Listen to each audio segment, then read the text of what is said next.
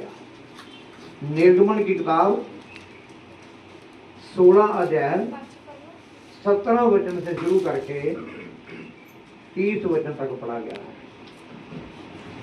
और वहां पर बहुत अच्छी अच्छी बातें मिली है समझने के लिए। घर जाके फिर पढ़ लेना। वहां पर हमें जैसा लोग करते थे वैसा लिखा मिला है।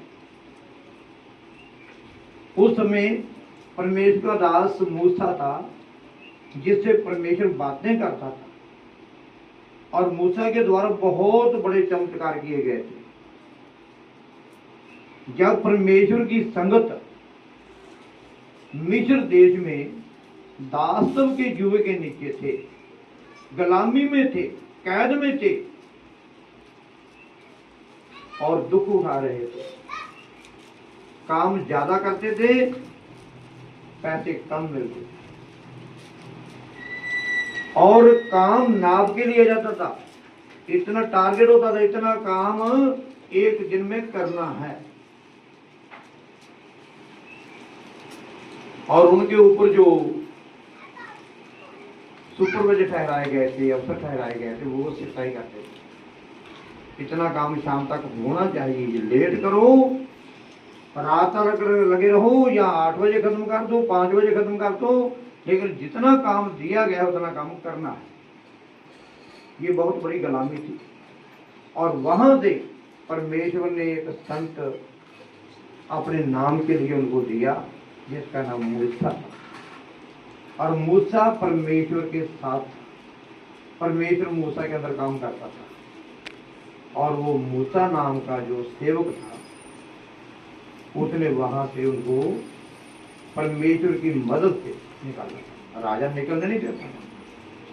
राजा कहता था काम करो, काम कौन करेगा? अगर ये छुट्टी करेंगे और यहां से चले जाएंगे तो मेरा काम कौन करेगा? काम करो।